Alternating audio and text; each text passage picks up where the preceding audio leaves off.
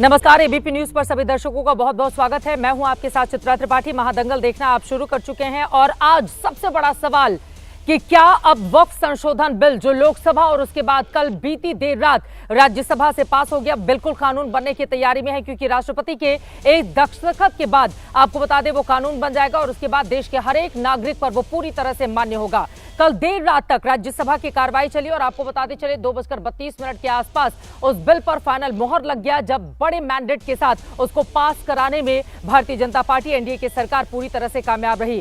Bill के विरोध में कल दिन भर हमने देखा किस तरह से विपक्षी दलों की ओर से अपने अपने तर्क रखे गए, लेकिन जब वोटिंग की बारी आई तो संख्या बल के लिहाज से चाहे परसों लोकसभा की बात करें या फिर कल राज्यसभा की बात करें, दोनों ही जगहों पर एनडीए ने बाजी मार ली है। लेकिन अब वक्फ बिल को लेकर सड़क से लेकर कोर्ट तक लड़ाई की बड़ी तैयारी में एक तरफ कांग्रेस पार्टी, दूसरी तरफ all India Muslim personal law board, तीसरी तरफ एमआईएम और इसके अलावा और भी तमाम ऐसे संगठन है। डीएमके की ओर से भी आवाज बुलंद की गई है कि अब सड़क से लेकर कोर्ट तक इसकी लड़ाई लड़ी जाएगी। कई याचिकाएं भी दाखिल की गई हैं। तो वहीं भारतीय जनता पार्टी का यह कहना है कि इसके पहले भी कई बिल का विरोध करते हुए कोर्ट का दरवाजा खटखटाया गया, लेकिन उस पर विरोधी दलों को कामयाबी नहीं मिली, क्योंकि ये मुस्लिमों के हित में लाया गया मोदी सरकार का बिल है, जिससे गरीब मुसलमानों को काफी ज्यादा फायदा होगा।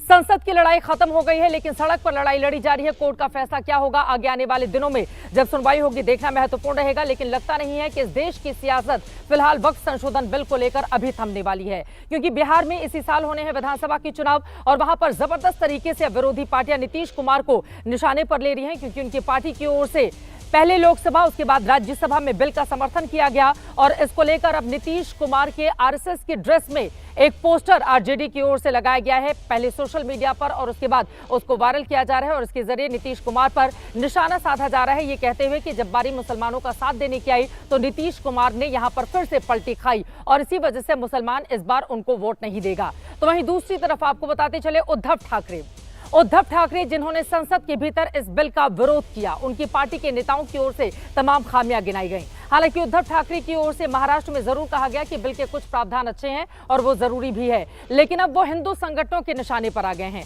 ये कहा जा रहा है कि बाला साहब के बेटे जिनको हिंदुत्व की राह पर आगे बढ़ना चाहिए, वो अब मुसलमानों के रहनुमा बन गए हैं और मुसलमान को साथ में लेकर चलना चाहते हैं। हिंदुत्व की राजनीति को उन्होंने काफी ज्यादा पीछे छोड़ दिया है।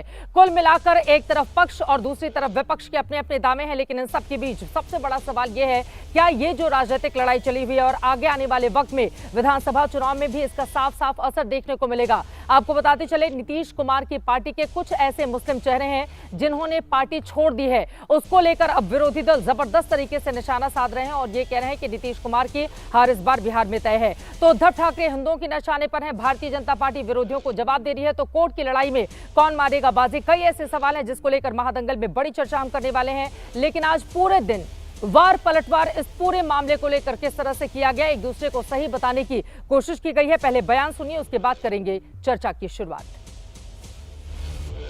The bill is passed.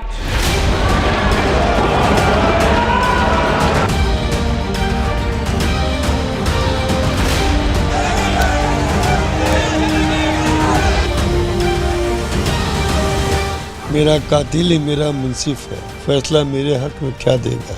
हमें उनसे है वफा की उम्मीद जो जानते नहीं वफा क्या है। क्या आप भी पार्टी छोड़ सकते हैं, ऐसा कुछ है या नहीं? ऐसा कुछ नहीं।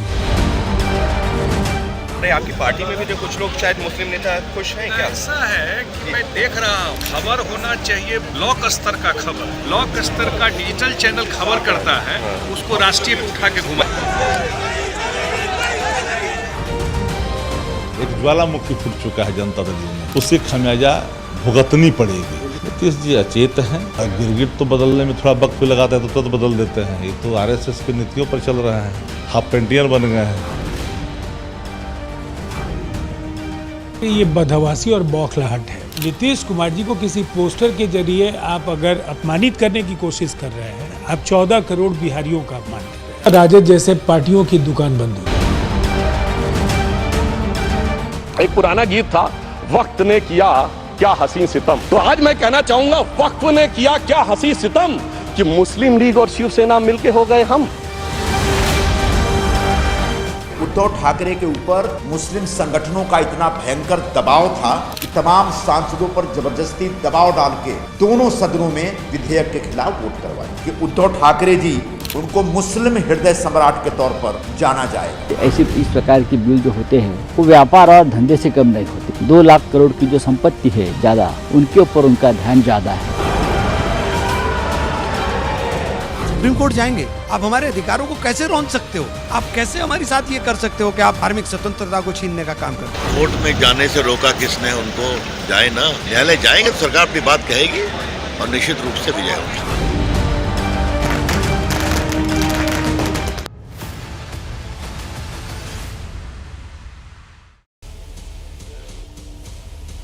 तो वक्फ संशोधन बिल को संसद से पास कराने में एनडीए को पूरी तरह से कामयाबी मिल चुकी है, लेकिन आपको बता दें मुस्लिमों को लेकर सियासत इस देश में अब नए सिरे से आगे बढ़ी है। कई ऐसे मुद्दे हैं जिसको लेकर बड़ी चर्चा महादंगल में करने वाले हैं। खास मेहमानों की मौजूदगी है।